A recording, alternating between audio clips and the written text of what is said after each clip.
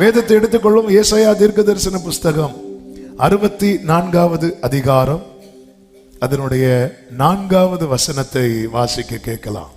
தேவனே உமக்கு காத்திருக்கிறவர்களுக்கு, தேவனே உமக்கு காத்திருக்கிறவர்களுக்கு நீர் செய்பவைகளை நீரே அல்லாமல் உலக தோற்றம் முதற்கொண்டு ஒருவரும் கேட்டதும் இல்லை, செவியால் உணர்ந்ததும் இல்லை, அவைகளை கண்டதும் இல்லை. ஹல்லேலூயா. காத்திருக்கிறவர்களுக்கு கர்த்தர் ஏதோ ஒன்றை செய்து கொண்டுதான் இருக்கிறார். நம்புறவங்க ஆமென் சொல்லுங்க. கொஞ்சம் ஸ்பீடா போறேன். சொல்ல வேண்டிய பாயிண்ட் மட்டும் கொஞ்சம் அழுத்தி சொல்லி மற்ற காரியங்களை நான் சொல்லிவிடும்படி விரும்புகிறேன். இந்த செய்தியை நன்றாய் கவனமாய் கேளுங்கள். வேதத்திலே காத்திருந்த அநேகரை சொல்ல முடியும்.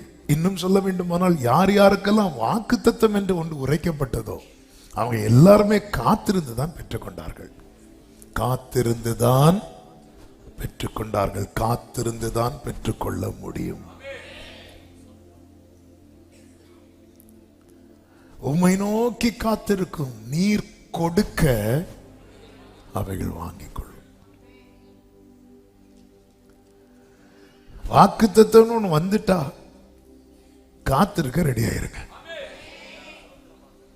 ஆமென்.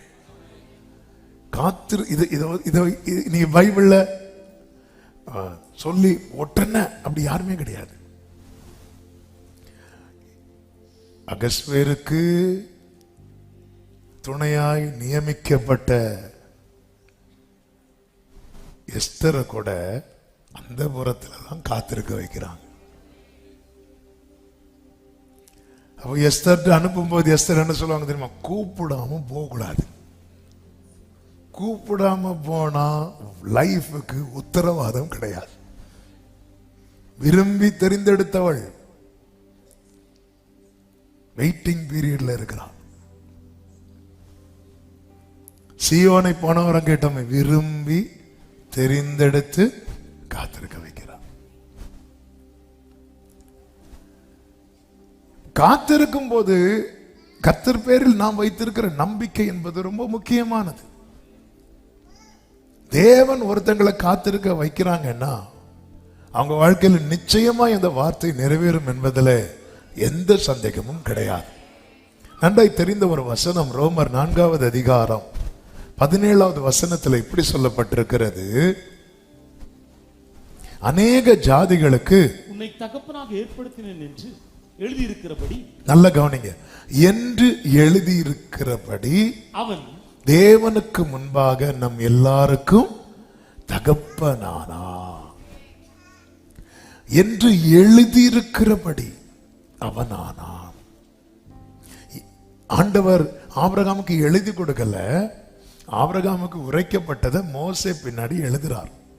எழுதினது தான் உரைக்கப்பட்டது, உரைக்கப்பட்டது தான் எழுதப்பட்டிருக்கிறது. வேதத்தில் எழுதப்பட்டது தேவனால் உரைக்கப்பட்டது. அநேக ஜாதிகளுக்கு உன்னை தகப்பனாக ஏற்படுத்துவேன் என்றல்ல, ஏற்படுத்தினேன்னா ஆண்டவர் ஒண்ணு சொல்லிட்டார்னா அது நடந்துட்டுன்னு அர்த்தம். சத்தம் ஆமென் சொல்லுங்க பார்க்கலாம். ஆண்டவர் ஒண்ணு சொல்லிட்டார்னா அது நடக்குமா என்றல்ல, நடந்துட்டு. கர்த்தர் வாக்கு தந்திருக்கிறாரா? நடந்துட்டு. நடக்கும் என்றல்ல, நடந்துட்டு. இதுதான் விசுவாசம். ஆனால் அதற்காக தேவன் நேரத்தை குறித்திருக்கிறார். இந்த நாட்களிலே நம்மில் தேவன் விசுவாசத்தை உருவாக்கி வர்த்திக்க பண்ணி பெருக பண்ணி அதிலே வல்லவர்களாக்க விரும்புகிறார். இந்த ஆபிரகாமுடைய விசுவாசம் என்ன? அந்த வசனத்தை மறுபடியும் வாசியுங்கள். அநேக ஜாதிகளுக்கு உன்னை தகப்பனாக ஏற்படுத்தினேன் என்று எழுதியிருக்கிறபடி அவன் தான் விசுவாசித்தவருமாய் மரித்தோரை உயிர்ப்பித்து இல்லாதவைகளை இருக்கிறவைகளைப் போல் அழைக்கிறவருமாயிருக்கிற தேவனுக்கு முன்பாக நம்ம எல்லாருக்கும் தகப்பனார். ஆண்டவரை நம்ம எப்படி நம்பணும் தெரியுமா? அவர் மரித்தோரை உயிர்ப்பித்து இல்லாதவைகளை. இது ரெண்டுமே இந்த இந்த நிலையில ஒரு விசுவாசம் வேணும். 99வது வயதுல தான் கர்த்தர் சொல்ல, உன்னை அநேக ஜாதிகளுக்கு இனி நீ ஆபிராம் எனப்படாமல். அப்படி சொல்லும் போது ஆபிரகாமுடைய சரீரம் எப்படி இருக்கு? செத்து இருக்கு. சாராளுடைய கற்பம் எப்படி இருக்கு? செத்து இருக்கு. கர்த்தர் யார்? மரித்தோரை உயிர்ப்பிக்கிறவர். கர்த்தர் யார்? ஆமென். அதன் அர்த்தம் என்ன? உங்க வாழ்க்கையில வாக்குத்தத்தம் உண்டானால் எந்த சாவுக்கேதுவானதையும் அதை உயிர்ப்பிக்க கர்த்தர் வல்லவராயிருக்கிறார். ஹல்லேலூயா. அடுத்து இல்லாதவைகளை இருக்கிறதே போல அழைக்கிறவர். அப்படியே இருக்கிறது. ஏதோ சாராள் ஏற்கனவே 10 பிள்ளைகளை பெற்றது போல. ஆமென். அப்படிதான் இருக்கும். ஒண்ணும் கிடையாது, இதுவரை கிடையாது. அதனாலதான் பாருங்க, ராகேலுக்கு யோசேப்பு பிறந்ததும் அதுவரை இல்லவே இல்லை. யோசேப்பு பிறந்ததும் இன்னும் தருவார். ஆமென். ஹல்லேலூயா. சிலர் கிடைச்சதுக்கு ஸ்தோத்திரம் சொல்றாம இன்னும் ஒரு குமாரனை தருவார். கர்த்தருக்கு மகிமை உண்டாவதாக. இல்லாதவைகளை இருக்கிறவைகளை போல, அப்படி ஏதோ அங்க இருந்தது போல, ஈசாக்கு இவங்களுக்குன்னே கூடவே இருந்தது போல இல்ல. ஆனால் இல்லாத என் தேவன் யார் தெரியுமா? சிருஷ்டிகர். அதான் அடிக்கடி சொல்லுகிற வார்த்தை. இந்த பீடத்திலிருந்து பல முறை பேசப்பட்ட வார்த்தைகளில் ஒரு வார்த்தை என்ன தெரியுமா? அவர் இருக்கிறதை எடுத்து தருவார், இல்லாததை உருவாக்கி தருவார். ஆமென் சொல்லுங்க பார்க்கலாம். ஆனால் பல நேரத்தில் நாட்கள் போக போக சூழ்நிலைகள் மாற நம்முடைய காத்திருத்தல் மேல நமக்கு ஒரு பெரிய கேள்வியே வருகிறது. காத்திருத்தல் ஏமாற்றமாகுமா? ஆரம்பத்தில் யோவான் சொன்னார், வருகிறவர் இவர்தான் தேவ ஆட்டுக்குட்டி அப்படி என்றார். நாட்கள் போக போக யோவான் கேட்கிறார், வருகிறது நீர்தானா இல்ல வேறொருவர் வர காத்திருக்கணுமா? பெரிய ஒரு கேள்வியே வருகிறது. இந்த வெயிட்டிங் பீரியட்ல அதான் ஏற்கனவே ஒரு செய்தியில சொன்னது, 86 வயதுல கர்த்தர் ஆபிரகாமோடு பேசும்போது ஆபிரகாம் சிரிக்கவில்லை. காரணம், அப்பொழுது ஆபிரகாமின் சரீரம் நல்ல ஆரோக்கியமா இருந்தது. அதனுடைய ரிசல்ட் தான் அடுத்த அதிகாரத்தில் இஸ்மவேல் வாரான் சிரிச்சிட்டு. 99வது வயதுல கர்த்தர் ஆபிரகாமோடு பேசும்போது ஆபிரகாம் சிரிக்கிறான். ஆபிரகாம் சிரிச்சிட்டானா வீட்டில் இருக்கிற சாராளும் சிரிப்பான். ஆமென். அதனால நம்ம நம்பாம நம்ம வீட்டில் இருக்கிறவங்க நம்புன்னா அடுத்து வரும் கம்பு. முதல்ல நீ நம்பு, ஜோம் பண்ணா. அப்பா நீங்க ஜோம் பண்ணி நான் பார்த்ததே கிடையாது. ஆமென். ஆபிரகாம் 17வது அதிகாரத்தில் சிரித்தான், சாராள் 18வது அதிகாரத்தில் சிரித்தார். 2 பேரும் சிரிச்சதுனால ஈசாக்குன்னே பேரை வைக்க வச்சுட்டார். ஈசாக்குன்னா நகைப்பு. ஆமே. பல நேரத்தில் அந்த பேரை சொல்றதுக்காக வெயிட் பண்ணிட்டு இருக்கிறார். ஆமா, இவங்களே சிரிச்சு பேரை சொல்ல வச்சிருவாங்க. ஈசாக்க பார்க்கும் போதெல்லாம் ஆபிரகாம் சாராளை பார்த்து சொல்லுவார், நீ சிரிச்சே இல்லை. ஒன்னாவ சொல்லுவார், நீங்க தானே முதல்ல சிரிச்சீங்க அப்படிமா. ஆமே. மரித்தோரை உயிர்ப்பிக்கிறவர். ஆண்டவரே, சரீரம் செத்தது, சாராளின் கற்பம் செத்தது. சரீரம் செத்தது உண்மை, கற்பம் செத்தது உண்மை. வாக்கு பண்ணினவர் யார் என்பதை பார். எழுதி இருக்கிறபடியே ஆபிரகாம் எப்படி தகப்பன் ஆனானோ அப்படியே உன்னை குறித்து உரைக்கப்பட்டது, உன்னை குறித்து எழுதி இருக்கிறது, அப்படியே நிறைவேறும். ஆனால் பல நேரத்தில் பாருங்க, நம்முடைய காத்திருத்தல் எப்படி மாறுகிறது என்றால், ஏசாயா 59 அதனுடைய 9வது வசனத்திலே சொல்லப்பட்டிருக்கிறது, வெளிச்சத்துக்கு காத்திருந்தோம், இதோ இருள். பிரகாசத்துக்கு காத்திருந்தோம், ஆனாலும் அந்தகாரத்திலே நடக்கிறோம். 11வது வசனத்துல நியாயத்துக்கு காத்திருந்தோம், அதை காணோம். ரட்சிப்புக்கு காத்திருந்தோம், அது எங்களுக்கு தூரமாயிற்று. அதனால நாங்க எப்படி இருக்கிறோம்னா, கரடிகளை போல உருமி புறாக்களை போல கூவி கொண்டிருக்கிறோம். ஆரம்பத்துல துதித்து கொண்டிருந்தோம், அதன் பிறகு அமைதியா இருந்தோம். ஆனா இப்போ காத்திருக்கிறோம், காண மாட்டேங்கிறோம், காத்திருக்கிறோம், காண மாட்டேங்கிறோம். அதனால எனக்குள்ளே ஒரு உருமல் இருக்கிறது. என்னை அறியாமலே என்னுடைய இருதயம் அது அது அது என்னுடைய சோல் அப்படி கத்த ஆரம்பிக்குது. என் இருதயம் உருமுது உள்ள இருந்து. கூவிக்கொண்டு இருக்கிறோம். ஜெபம்னு சொல்லி வாயை திறந்தாலே ஏன்பா ஏன்பா ஏன்பான்னு தான் கேட்க வந்துட்டே இருக்குது. காத்திருத்தல் ஏமாற்றம் ஆகுமா? சொல்லுகிற செய்தியை நல்ல கவனமா கேளுங்க. எரேமியா அதே போல 14:19 எரேமியாவில் இப்படி கேட்கிறாங்க, யூதாவை முற்றிலும் வெறுத்தீரோ, சீயோன் உம்முடைய ஆத்துமாவுக்கு அரோசிகமாயிட்டோ, நாங்கள் ஆரோக்கியம் அடையக்கூடாதபடிக்கு எங்களை ஏன் அடித்தீர்? சமாதானத்துக்கு காத்திருந்தோம், ஒரு நன்மையும் இல்லை. ஆரோக்கிய காலத்துக்கு காத்திருந்தோம், இதோ ஆபத்து. அன்பு சபையே கேளுங்கள், இப்படிப்பட்ட நிலை உண்டாக கூடாது என்பதற்காகவே பல பகுதிகளிலே கர்த்தர் நம்மை உடைத்திருக்கிறார். கொஞ்சம் எழும்போது போல இருக்கும், திடீர்னு உடைப்பார். ஏனென்றால் நாம் ஒரு நன்மைக்காக அழைக்கப்பட்டவர்கள் அல்ல, நித்திய நன்மைக்காக அழைக்கப்பட்டவர்கள். அதனாலதான் காத்திருக்கிறவர்களுக்கு தேவன் கொடுப்பது எப்படி இருக்கும் தெரியுமா? ஜீவ விருட்சம் போல இருக்கும். கர்த்தர் ஆபிரகாமை 25 வருடம் காத்திருக்க வைத்தது ஒரு ஈசாக்கை கொடுப்பதற்கல்ல, அநேகம் ஜாதிகளுக்கு தகப்பனாக்க அவனை உருவாக்கவே. எனவேதான் ஏசாயா 64:8 சொல்லப்பட்டிருக்கிறது, இப்பொழுதும் கர்த்தாவே நீர் எங்களுடைய பிதா, நாங்கள் களிமண், நீர் எங்களை உருவாக்குகிறவர், நாங்கள் அனைவரும் உமது கரத்தின் கிரியை. கரண்ட் சிச்சுவேஷன் எப்படி இருக்கிறது? இப்போதைய சூழ்நிலை எப்படி இருக்கிறது? அதே 64:10-12 வசனங்களில் சொல்லப்பட்டிருக்கிறது, உமது பரிசுத்த பட்டணங்கள் வனாந்தரமாயின, சீயோன் வனாந்தரமாயிற்று, எருசலேம் பாழாய் கிடக்கிற. இதெல்லாம் தேவன் விரும்பி தெரிந்தெடுத்தது.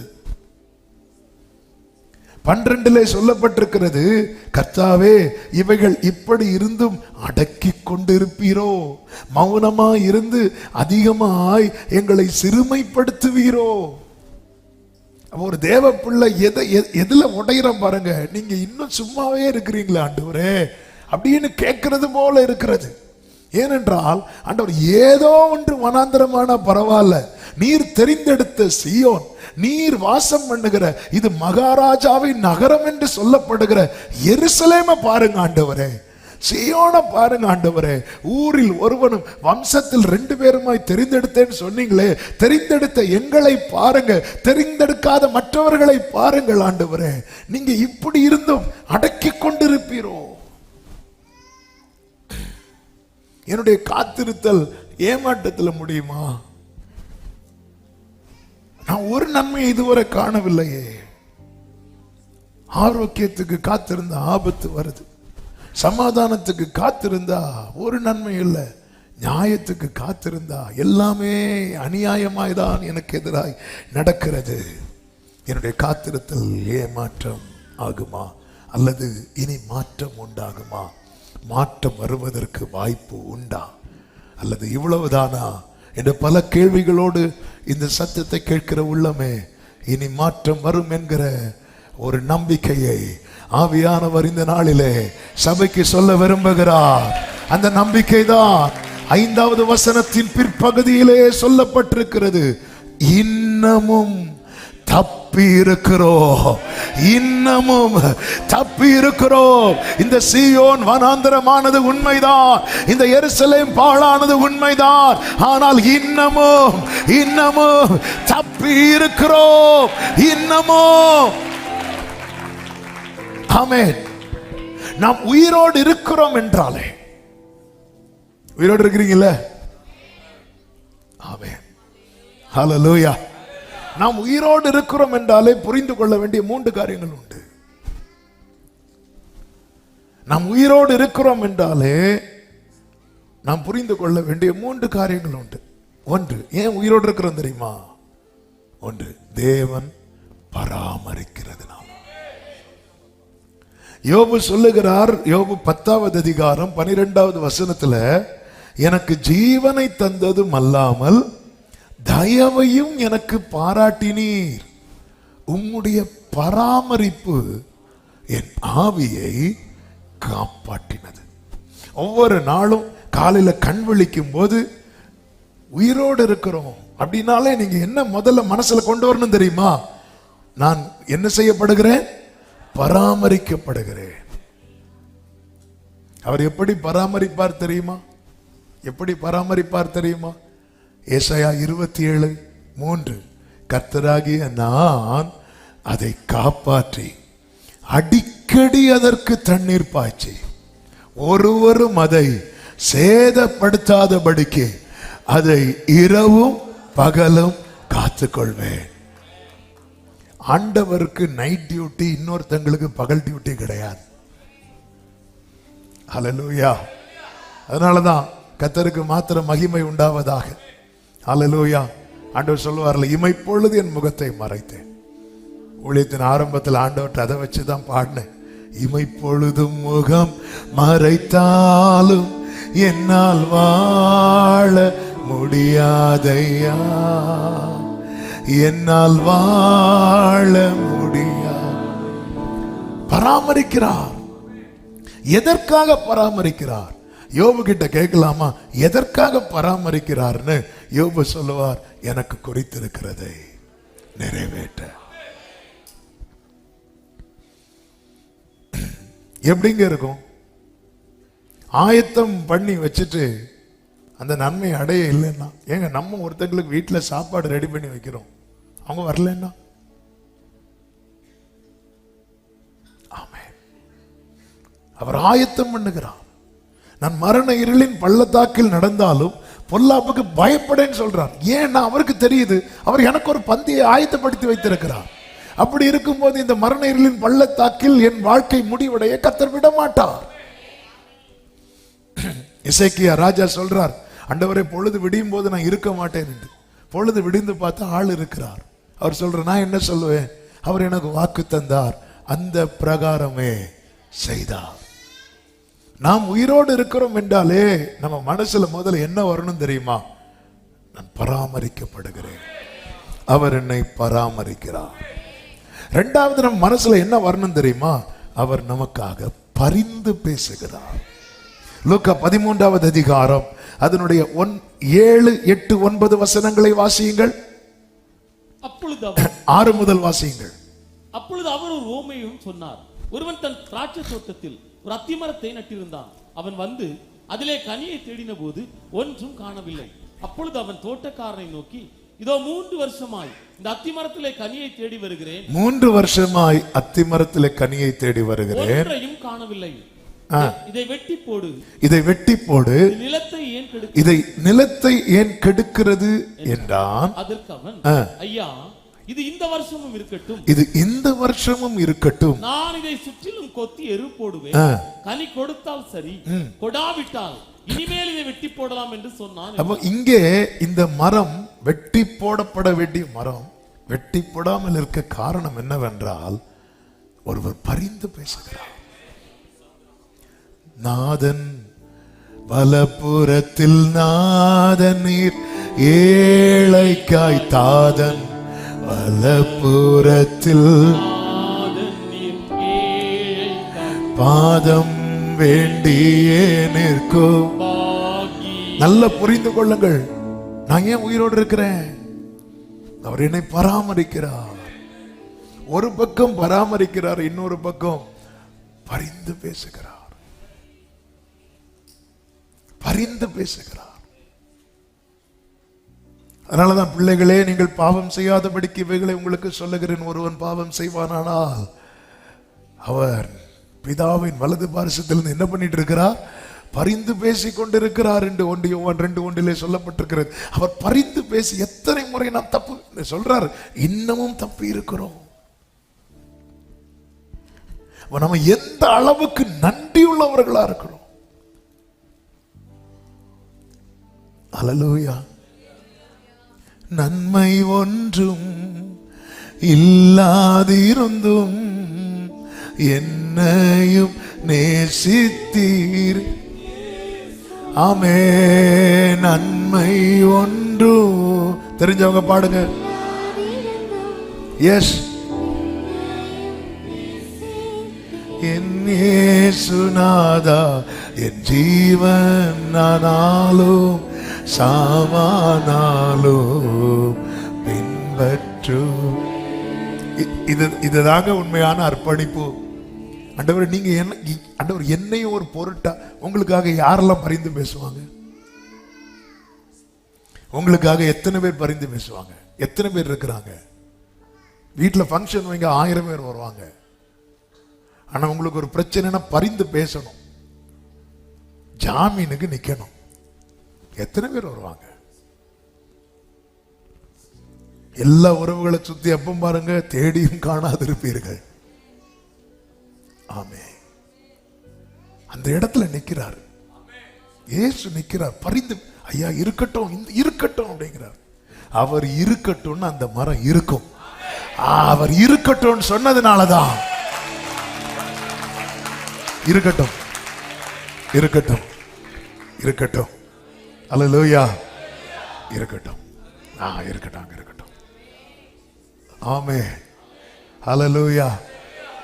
பாருங்க, இந்த இதெல்லாம் எடுக்க வருவாங்கல்ல, ஆக்கர்ல இருந்து பழைய பிளாஸ்டிக் இதெல்லாம் எடுக்கும்போது, எல்லாத்தையும் எடுக்கும்போது வீட்டில் இருக்கிறவங்க சில பொருளை பார்த்து சொல்லுவாங்க, அது இருக்கட்டும் அப்படிம்பாங்க. அப்படியே எடுத்த எடுப்புல அப்படியே வச்சுட்டு, அது இருந்து ஒரு பிரயோஜனம் இல்லைன்னாலும் வீட்டு ஓனர்கிட்ட இருந்து இது இருக்கட்டும்னு ஒரு ஆர்டர் வந்துட்டுன்னு வைங்களேன், அது தொட மாட்டாங்க. அது அங்கதான் இருக்கும். பிரியமான கர்த்தருடைய பிள்ளைகளே, அவர் இருக்கட்டும்னு சொன்னதுனாலதான் இன்னமும் தப்பி இருக்கிறோம். தீங்கொன்றும் அணுகாமல் தீபம் அணையாமல் திருக்கரம் கொண்டென்னை ஆதரித்தீர். தீங்கொன்றும் அணுகாமல் திருக்கரம் கொண்டென்னை ஆதரித்தீர். என்னையா இவ்வளவாய் நீ நேசித்தீர். ஆமென். என்னையா glory உண்மையாய் ருசித்தவங்க கைகளை உயர்த்தி மானேசம் நீர் காண்பிக்க உம் அன்பு கிணை இல்லை, உம் அன்பு கிணை. நாம் ஏன் உயிரோடு இருக்கிறோம்னா அவர் பராமரிக்கிறதுனால, அவர் பரிந்து பேசுகிறதுனால, மூன்றாவது அவர் பாதுகாக்கிறதுனால. ஆமென். ஏசாயா 65வது அதிகாரம் அதனுடைய 8வது வசனத்திலே இப்படி சொல்லப்பட்டிருக்கிறது. கர்த்தர் சொல்லுகிறது என்னவென்றால், ஒரு திராட்சை குலையில் ரசம் காணப்படும் போது அதை அழிக்காதே, அதிலே ஆசீர்வாதம் உண்டென்று சொல்லுகிறபடி என் ஊழியக்காரன் நிமித்தம் அழிக்காதபடி செய்வேன். கைகளை உயர்த்தி ஆமென் சொல்லுங்க மகன். ஒரு திராட்சை கொலையில ரசம் காணப்படும் போது அதை அழிச்சிடாத, அதில் ஆசீர்வாதம் உண்டு. தலைக்கு கீழே கல் எடுத்து படுத்த யாக்கோபு, ஆண்டவர் அவனை பார்த்து என்ன சொல்ல தெரியும்? உனக்குள்ளும் உன் சந்ததிக்குள்ளும் பூமியில் உள்ள சகல வம்சங்களும் glory. உங்களுக்கு உங்களை குறித்து நம்பிக்கை இருக்கா? ஆமென். ஏன் அழிக்காம வைத்திருக்கிறார்? இதற்குள்ள இன்னும் அநேகருக்கு ஆசீர்வாதமா இருக்கக்கூடிய ரசத்தை கர்த்தர் வைத்திருக்கிறார். இந்த காலை வேளையில எத்தனை பேர் சொல்லுவீங்க, எனக்குள்ளே ஆசீர்வாதமான ரசத்தை கர்த்தர் வைத்திருக்கிறார்னு சொல்றவங்க நல்ல கைகளை தட்டி ஹalleluya ஹalleluya. ஆண்டவர் ஏன் உயிரோடு வைத்திருக்கிறார்? யாக்கோபு இரத்த சாட்சியாய் மரிக்க காரணமானவன் ஏரோது, அவனை தாக்கினார்.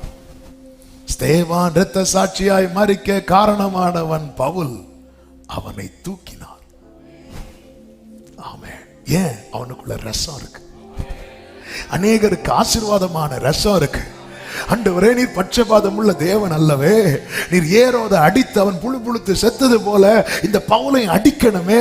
இல்ல, அவன் என்னை மகிமைப்படுத்தும்படியான ரசம் அவனுக்குள்ளே இருக்கிறது. ஓ க்ளோரி! கர்த்தர் பாதுகாக்கிறார், கர்த்தர் பாதுகாக்கிறார். எத்தனை மரண கண்ணிகள் வந்தது, மரணத்துக்கும் எனக்கும் ஒரு அடி தூரம் மட்டும் இருந்தது, ஆனா கர்த்தர் என்னை காப்பாற்றினார் சொல்றவங்க இந்த காலை வேளையில ஏன் காப்பாற்றினார் தெரியுமா? உனக்குள்ளே ரசம் இருக்கிறது, உனக்குள்ளே ரசம் இருக்கிறது. ஹல்லேலூயா ஹல்லேலூயா. நான்லாம் வாழ்ந்து என்ன பிரயோஜனம்? ஆமென் ஹல்லேலூயா ஆமென். உனக்குள்ள ரசம் இருக்கு. மரியாள் வந்து இயேசு கிட்ட சொல்றாங்க, திராட்சை ரசம் இல்லைன்னு. ஆமென். உடனே இயேசு, சரி நான் போயிட்டு வரேன். போனாரா?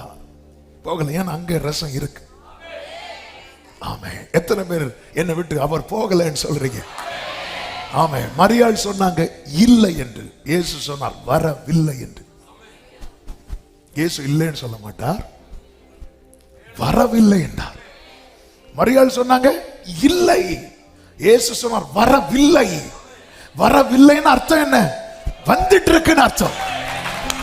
glory. காக்கிறார், கர்த்தரனை காக்கிறார். ஆமென். சத்தியத்தை கேளுங்கள். இல்லை என்கிற நிலை வரும் தெரியுமா? அதுக்கப்புறம் தான் பிந்தின ரசமே வெளியே வர போகுது. ஆமென் ஹல்லேலூயா. வனாந்திரமே வாழ்க்கையானாலும் கர்த்தர் பக்கம் உண்டு. முந்தின ரசம், எல்லாரும் சொல்லுங்க, முந்தின ரசம் இல்லை, பிந்தின ரசம் சுவை இல்லை. இல்லையா? ஓகே மம்மி, நான் போயிட்டு வரேன். நான் வேற 12 பேரை கூட்டிட்டு வந்துட்டேன், சொந்தக்காரன் கல்யாணம்னு சொல்லிட்டு. இந்த பேதுருவெல்லாம் அப்படியே பாக்குறாங்க. ஆமே, எல்லாத்தையும் விட்டுட்டு வந்தோமே, இப்போ புலம்ப ஆரம்பிப்பான். அதுக்குள்ள நான் அடுத்த வண்டி ஏறி போயிறேன். அப்படி போகல, வரவில்லை. உலகம் எப்பவுமே இல்லைன்னு தான் சொல்லும். அப்பா சொல்லுவார் வரவில்லை. ஆமே, என் வேலை இன்னும் வரவில்லை. அப்போ ரசம் இருக்கு. இந்த வார்த்தையை மெடிடேட் பண்ணும்போது நீ காலையில ஆண்டவர் பேசுறார், உன்னை நான் என்னைக்காவது இல்லைன்னு சொல்லி இருக்கிறேன் அப்படின்னு. வரவில்லைன்னு தானே சொன்னேன். நீ இல்லைன்னு சொல்லது போல ஃபீல் பண்ணிட்டு இருக்கிற. ஆமென். சபையே இல்லைன்னு சொல்லி இருக்கிறாரா? வரவில்லைன்னு தானே சொல்றாரு. ஆமென். அவர் அங்கேயே நிற்கிறார். அந்த இடம் எப்படி மாறணும் தெரியுமா? அவர் உங்களுக்கு என்ன சொல்லுகிறாரோ அதன்படி செய்யுங்கள். அப்படி மாறணும் அந்த இடம். இதுக்காக தான் வெயிட்டிங். இந்த வீட்டில் இனி ஒரு சத்தம் டாமினேட் பண்ணக்கூடாது. மரியாள் ஸ்பேஸ் கொடுக்கறாங்க ஜீசஸுக்கு. எல்லாரும் ஜீசஸுக்கு ஸ்பேஸ் கொடுக்கறாங்க. இனி இந்த வீட்டில் அடுத்து என்ன நடக்கணும், எது உள்ள வரணும் தீர்மானிக்கிறது கர்த்தர். ஆண்டவரே என்கிட்ட இல்லப்பா இல்லப்பா இல்லப்பா. அவன் சொல்லும் உலகம், அவன்கிட்ட ஒன்றும் கிடையாது. ஃபங்க்ஷனுக்கு இவங்களை கூப்பிடலையா? அவங்கள கூப்பிட்டு எதுக்கு? தேவையில்லாம ஒரு சாப்பாடு தான் வேஸ்ட் ஆகும். அவங்க ஒன்றும் கிடையாது. இல்லை என்று உலகம் சொல்லும் போது ஆண்டவரே எல்லாரும் இல்லைன்னு கையை காட்டிட்டாங்க, மரியாளும் இல்லைன்னு கையை காட்டிட்டாங்க. ஆண்டவர் சொல்லுவார், நான் இல்லைன்னு சொல்ல மாட்டேன், வரவில்லைன்னு தான் சொல்லுவேன். அதன் அர்த்தம் அது வந்து கொண்டு இருக்கிறது. வேதம் என்ன சொல்லுகிறது தெரியுமா? அதனுடைய யோவான் 2வது அதிகாரம் அதனுடைய 9வது வசனத்தை வாசிங்க. அந்த திராட்சரசம் எங்கே இருந்து வந்ததென்று தண்ணீரை மொண்ட வேலைக்காரருக்கு தெரிந்ததே அன்றி பந்தி விசாரிப்புக்காரனுக்கு தெரியாததினால் அவன் அது எங்கே, இதனாலதான் ரச விஷயத்துல கூட பாருங்க, அவர் செய்கிறத ஒரு கண்ணும் காணவில்லை, ஒரு காதும் கேட்கவில்லை, ஒருவரும் உணரல. இந்த தண்ணீரை எடுத்து கொடுன்னு சொல்றார்.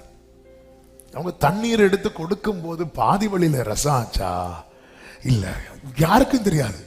இப்படி நடக்கும். திரும்பி பார்க்கறதுக்குள்ள என்னடா இது, தண்ணியை தானே கொண்டு கொடுத்தோம். திரும்பி பார்த்தா இதுதான் கர்த்தருடைய செயல்.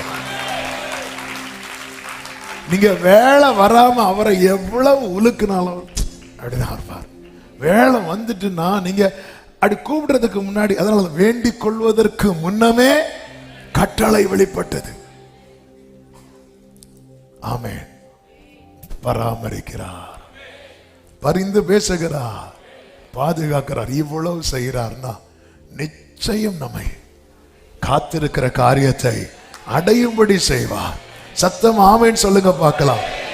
காத்திருக்கிற தேவ பிள்ளைகளுக்கு பாத்தீங்களா, ஒரு ஒரு கல்யாண வீட்டுல ஒரு தண்ணீர் ரசமா மாறுறதுக்கு அந்த வீட்டுல அவருடைய சத்தம் மாத்திரமே உயர்ந்திருக்க வேண்டியதா இருந்தது. அதுபோலதான் காத்திருக்கிறவர்களிடத்துல தேவன் எதிர்பார்க்கிற அநேக காரியங்கள் உண்டு. அதுல ஒரு 4 காரியத்தை வேகமாய் சொல்லி நான் ஜெபிக்க விரும்புகிறேன். நல்ல கவனமாய் கேளுங்கள். நம்முடைய காத்திருத்தல் ஏமாற்றமாயிடக்கூடாது. நன்மைக்கு காத்திருந்தோம், தீமை, நியாயத்துக்கு காத்திருந்தோம், நீதிக்கு காத்திருந்தோம், அநியாயம் நடக்குது, சமாதானத்துக்கு காத்திருந்தோம், ஆரோக்கியத்துக்கு காத்திருந்தோம், ஆபத்து. இப்படி ஒரு புலம்பலாயிடக்கூடாது, புலம்பலாயிடக்கூடாது. ஆமென். நான் காத்திருந்த காரியத்தை கர்த்தர் எனக்கு கைகூடி வர பண்ணினார் என்று சொல்லி பாடும்படியாய் நம்முடைய வாழ்க்கை இருக்க வேண்டும். இப்ப தேவன் நம்மிடத்துல விசேஷமாய் காத்திருக்கிறவர்களிடத்துல எதிர்பார்க்கிற ஒரு 4 காரியத்தை நான் வேகமாய் சொல்லி ஜெபிக்கிறேன். 1, தேவன் உண்மையை எதிர்பார்க்கிறார். உண்மை என்ற வார்த்தைக்கு பல அர்த்தங்கள் இருந்தாலும் ஆபிரகாம் இடத்திலே கர்த்தர் சொல்லுகிற காரியத்தை நமக்கு பார்க்க முடியும். ஆதியாகமம் 17:1 சொல்லப்பட்டிருக்கிறது, ஆபிரகாமுக்கு 99. ஏன் அந்த வயது அங்க சொல்லப்பட்டிருக்கிறது என்று அதுல பல காரணங்கள் இருக்கிறது. ஒரு காரணம் என்னவென்றால், ஆபிரகாமை இனி உன்னால் எதுவுமே செய்ய முடியாது, ஆனால் நான் சர்வ வல்லவர், என்னால் எல்லாமே செய்ய முடியும். இன்னொரு காரணம் இருக்கிறது, ஆபிரகாம் காத்திருந்து காத்திருந்து காத்திருந்து வயசாயிட்டு. ஆமே, காத்திருந்து காத்திருந்து காத்திருந்து. ஆமே. 86வது வயசுல என்ன தருவீர் என்று கேட்டான். 99வது வயசுல எதுவுமே தாங்கன்னே கேட்கல, வேண்டாம் தான் சொல்றார். வாக்குத்தத்தம் கொடுக்கும்போது சிரிக்கிறார். அதன் அர்த்தமே வேண்டாம், நீங்களே அதை வச்சிருங்க. ஹல்லேலூயா. சில பிள்ளைங்க பாருங்க, கேட்கும், கேட்டு கொடுக்கலன்னா அடம்பிடிச்சு கொடுக்கல, சரி என்ன வச்சுக்கோன்னா வேண்டாம். ஆமா, அப்படிதான் ஆபிரகாம் வேண்டாம், சிரிக்கிறார். இருக்கிறபடி பார்க்கிற இஸ்மவேல் நிற்கிறான்.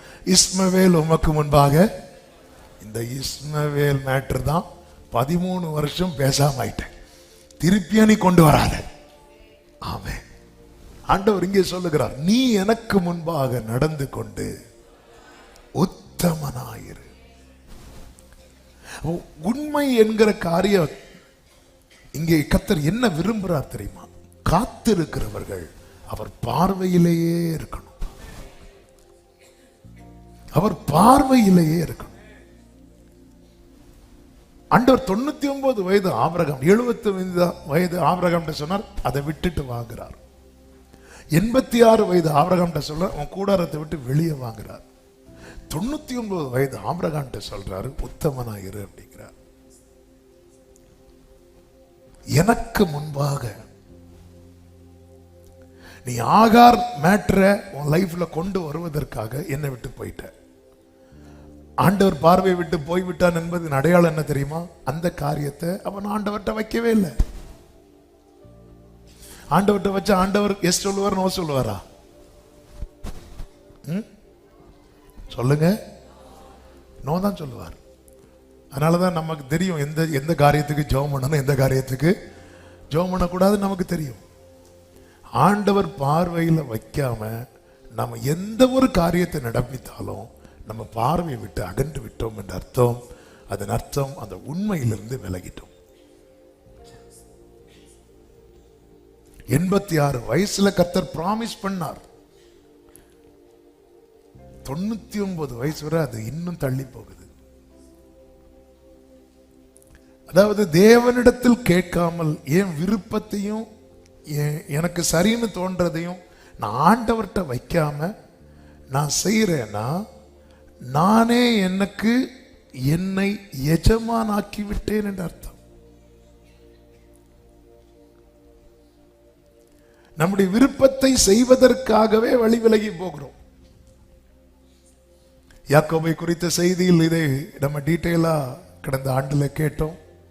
கண்டிப்பா உங்களுக்கு மறந்திருக்கும். ஆண்டவர் யாக்கோபை சந்திக்கிறார். எங்க போகணும்னு தெரியாம மாமா வீட்டுக்கு போகணும்னு அனுப்பியாச்சு. எத்தனை இடத்துல கேட்டு விசாரிச்சுட்டு போகணும் தெரியுமா? நம்ம கூகுள் மேப் போட்டாலே தப்பா கொண்டு விடுது. இது போனும் கிடையாது, லெட்டரு கிடையாது, அட்ரஸ் கிடையாது. இந்த ஊர்ல இருக்கிற அவ்வளவுதான். அப்ப விசாரிச்சுட்டு தான் போகணும். இவர் வெளியே போய் பழக்கமும் கிடையாது. இவருக்கு கிச்சனை விட்டா பெட்ரூம், பெட்ரூமை விட்டா ஹாலை விட்டா கிச்சன், இதை தவிர வேற ஒண்ணுமே தெரியாது. நேரா போறாரு. தலைக்கு கீழே ஒரு கல் எடுத்து வைக்கும் போது கர்த்தர் காண்பித்து கொடுக்கிறார். மேலே வானத்திலிருந்து கீழே பூமி வர ஒரு ஏணி வைக்கப்பட்டிருக்கிறதை காண்பித்து கொடுக்கிறார். ஆண்டவர் சொல்றாரு, அதுல நிறைய மெசேஜ் இருக்கிறது. அது ஒரு மெசேஜ் என்ன, இங்க பாருப்பா, இந்த பூமியிலிருந்து வானம் வரைக்கும் எனக்கு பாதை போட தெரியுது பாரு. உன் வாழ்வின் பாதை என் கையில் இருக்கிறது. ஆண்டவர் இந்த மெசேஜை கொடுக்கும் போது அவர் எழும்பி தாவீது யாக்கோபு சொல்ற, நான் போகும் இடத்தில் இல்லாம நீர் என்னை காப்பாற்றி. நான் எங்க போனோன்னு கேட்கல. ஏன்னா அவர் மனசுல ஒரு தீர்மானத்தோட வந்திருக்கிறார், எங்க போகணுமோ அங்கதான் போவேன். ஆனா நான் ஆராதிப்பேன் ஆண்டவரே, இந்த இடம் எவ்வளவு பயங்கரமா இருக்கிறது ஆண்டவர், இந்த இடத்துல நான் வருவேன், இதை நான் தூணாக்குவேன், இங்கே நான் ஆராதிப்பேன். அதோட முடிந்து நான் போற இடத்துல என்னை காப்பாற்றுங்க. இந்த இடத்துல என்ன கேட்டிருக்கணும், நான் எங்க போகணும் ஆண்டவரே.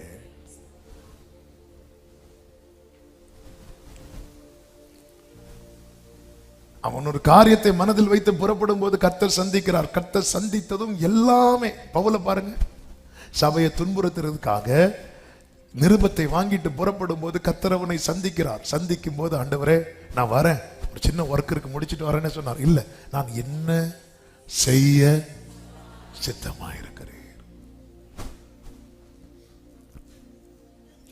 இந்த யாக்கோபை குறித்து வேதம் சொல்லுகிறது, கர்த்தர் இவ்வளவு பேசினதுக்கு அப்புறமும் ஆதியாகமம் 29:1 சொல்லப்பட்டிருக்கிறது, யாக்கோபு பிரயாணம் பண்ணி கீழ்த்திசையாரின் தேசத்தில் போய் சேர்ந்தான் என்று சொல்லப்பட்டிருக்கிறது. கீழ்த்திசையை நோக்கி ஒருவனுடைய பிரயாணம் ஆண்டவரிடத்திலிருந்து போகிறது என்றாலே அது யாருடைய வழி தெரியுமா? காயினுடைய வழி. ஆமென். ஆதியாகமம் 4:16 அப்படியே காயின் கர்த்தருடைய சந்நிதியை விட்டு புறப்பட்டு ஏதேனுக்கு கிழக்கான தேசத்தில் குடியிருந்தான். இது அவ கிழக்க போனா தப்பா? அப்படி இல்லை, நான் ஆவிக்குரிய கண்ணோட்டத்தோடு சொல்லுகிறேன். அவனா ஒரு பாதையை தெரிந்தெடுத்து போறான் தெரியுமா? அவன் சமூகத்தை விட்டு போறான்னு அர்த்தம்.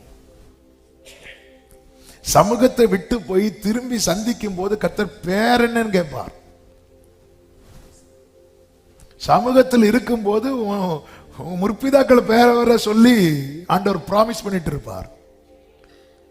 சமூகத்தை விட்டு போறவன் அவன் பேர் என்ன தெரியாதது போலவே இருப்பார் ஆண்டவர். தெரியாதது போலவே இருப்பார் ஆண்டவர். ஹல்லேலூயா. இங்கே வந்து ஆராதித்து விட்டு வெளியே அவருடையவர்களை அல்லாமல் நாம் அவரை விட்டு விலகி போன ஆண்டவர் தெரியாதது போல இருப்பார். நீதிமொழிகள் நான் கூப்பிடும் போது எப்படி அவங்க கேட்காம இருந்தாங்களோ அவங்க கூப்பிடும் போது நானும் கேட்காம இருப்பேன். காத்திருத்தல் ஏமாற்றமாக கூடாது என்றால் அவர் பார்வையில் இருக்கணும். அவர் பார்வையில் இருக்கு. அதுதான் தாவீது சொல்லுகிறார், கர்த்தரை எப்பொழுதும் எனக்கு முன்பாக வைத்திருக்கிறேன் எப்பவுமே. ஆமென். ஹல்லேலூயா. சில பார்த்திருக்கீங்களா, ஸ்பீடா நடப்பாங்க, அதுல ஒரு பைபிள் இருக்கும், சிலர் வந்து ஒரு போட்டோ வச்சிருப்பாங்க, சிலர் ஒரு சிலுவையை வச்சிருப்பாங்க, ஸ்பீடா நடப்பாங்க. அது கிட்ட வந்தோடனே ஸ்லோ ஆயிட்டு. என்ன ஒரு பயபக்தி! ஏன்னா கரெக்டா அந்த ஆங்கிள் தான் ஆண்டவர் இருக்கிறார், இப்படியே பார்த்துட்டு இருப்பார். சிலர் அது கிட்ட வந்ததும் ஆமென். இங்க எத்தனை பேர் கும்பிட்டு போட்டு போவாங்க தெரியுமா? நீங்க எத்தனை பேர் எங்கெல்லாம் கும்பிட்டு போடுறீங்க? ஒருத்தங்களை பார்த்தேன் வழியில. ஆமென். எப்பொழுதும் சில பாருங்க, ஏதாவது ஒண்ணு பேசணும்னு வரும்போது வெளியே வா பேசும், அது நல்லது, இங்க இருந்து பேசக்கூடாது. ஆனா அதே நேரத்தில் நம்ம என்ன நினைச்சிட்டு போறோம் தெரியுமா? இங்க இருந்து பேசினா ஆண்டவருக்கு கேட்கும். இந்த 4 சுவரோட பரலோக நெட்வொர்க் முடிஞ்சிட்டு வெளியே போனா கேட்காது. ஏன்னா சவுண்ட் ப்ரூஃப். நம்ம அப்படி நினைச்சிட்டு இருக்கிறோம். அதனாலதான் அந்த எலியேசர் மேட்டரை உள்ள கொண்டு வந்தார் ஆபிரகாம். ஏன்னா அப்ப பார்வையில் இருந்தார். ஆகார் மேட்டரை உள்ள கொண்டு வரல, ஏன்னா விலகி இருந்தார்.